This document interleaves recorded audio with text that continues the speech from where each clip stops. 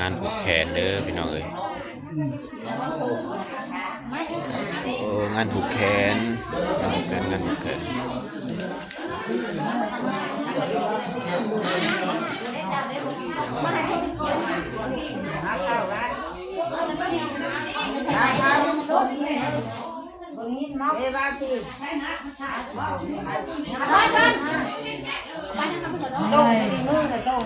ผูกแขนมีข้าวปุ้นเด้อพี่น้องมีข้าวปุ้น